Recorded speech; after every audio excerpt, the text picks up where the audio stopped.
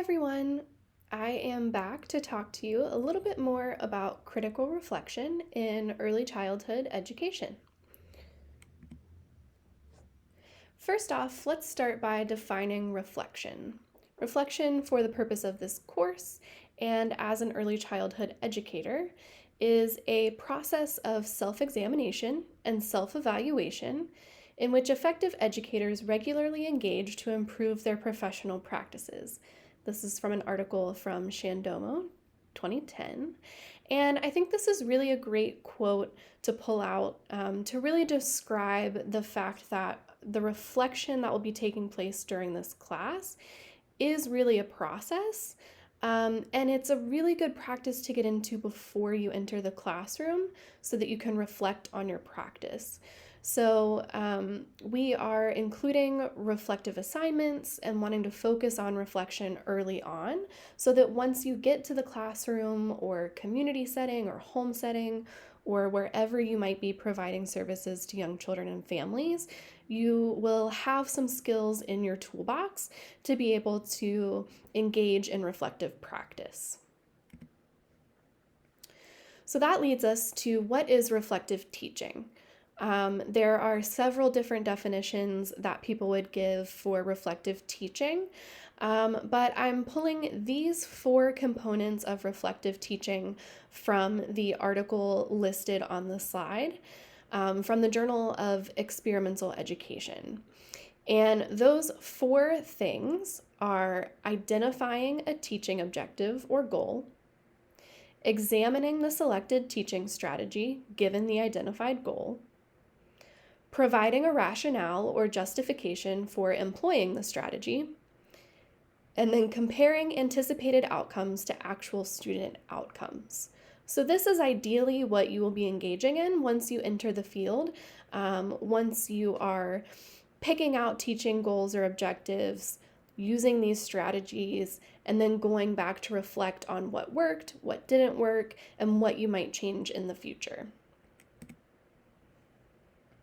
So how does this relate to what we've talked about so far? If you will think back to our readings in week 1, we talked about ethical practice. And as a supplement to the CEC and DEC and NAEYC ethical practice standards, CEC has also published what is called What Every Special Educator Must Know, Ethics, Standards, and Guidelines. And these are guidelines that help to provide more detailed examples of what it means to be an ethical special educator. And I'm using these because those of us who will be in early childhood settings are going to be providing services to all children across all settings. And so even though this might be a special education resource, it's really relevant to all of us because we will all need to know how to provide high quality services to all children, regardless of their abilities, their backgrounds, and all of those things that make up who our children are in our learning environments. And these guidelines explain that reflection is important because reflection helps educators to be aware of their own attitudes, behaviors, and ways of communicating, as well as others' attitudes and behaviors. It helps us to understand that culture and language can interact with children with disabilities and exceptionalities, and are sensitive to aspects of diversity of individuals. And this includes all types of diversity, like we will talk about in this class, which includes cultural diversity, linguistic diversity, socioeconomic diversity, ability diversity. This is not just related to children with disabilities. Reflection helps us to actively plan and engage in activities that foster professional growth and keep us current. It's our job as educators to continuously be learning and engaging in professional development, and reflection helps us to be able to do that. It also helps us to continue to learn knowledge of evidence-based and best practices, and to know what we are doing well and what we can improve on. Examples of reflection activities include reflecting on the actions of others by watching video examples. We might be engaging in in-person observations. We might be looking at case studies of things that teachers are doing in the classroom or case studies of practices. And reflecting on actions by others is the main type of reflection that we will be engaging in this class.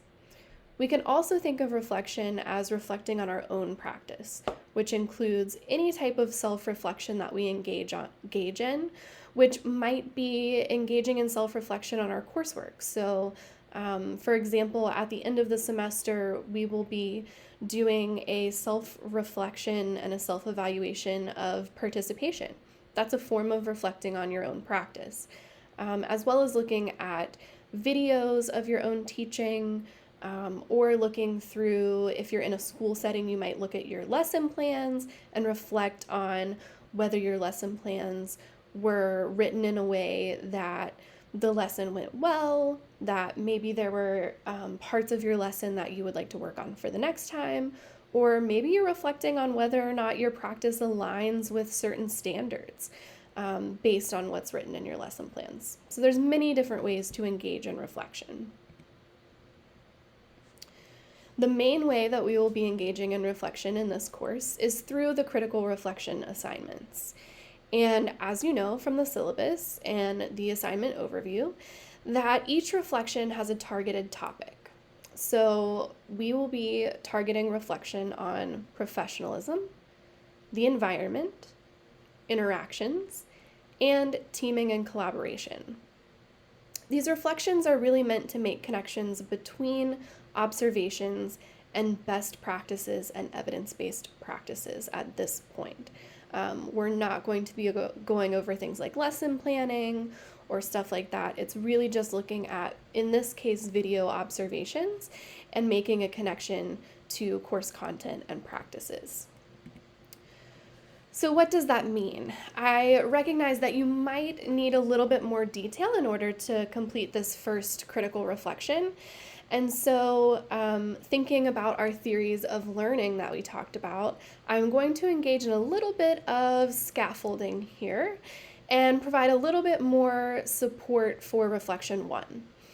So I would like for all of you to review the DEC recommended practices and NAEYC developmentally appropriate practice statement that I posted on Blackboard. This is within the assignment content folder where you can find the assignments. I've put these documents in there for you to start looking over and to get a little bit more familiar with. Specific to reflection 1, I'd like you to focus on, if you're looking at the DEC recommended practices, look at the leadership strand. These recommended practices are going to be most relevant to the topic of professionalism. If you're looking at the NAEYC developmentally appropriate practice statement, there are some components of that throughout that are related to professionalism, so I won't limit you in that sense, but if you're focusing on DEC, for reflection 1, you should be looking at the leadership strand specifically. Another part of this assignment is to make a connection between what you're observing in a video and a concept from the Morrison text. When we start talking about specific practices in the classroom or educational environment, it'll become a little bit more clear what these concepts might be. And I would envision you just selecting a concept from the text, which could be a practice for teaching, engagement, learning, that sort of thing. For this first reflection, I'd like you to take a look at pages 15 through 17 of the Morrison text. And this is a look at Standard 6 from the NAEYC standards for professionals. And the standard is titled Becoming a Professional. So for this specific reflection, I would like you to focus on the concept from the Morrison text from pages 15 to 17, Standard 6. These concepts include things like engaging in ethical practice, collaborating with parents, families, and community partners, advocacy, mentoring. There are many different concepts within these pages, but I'd like you to be specifically focusing on these pages.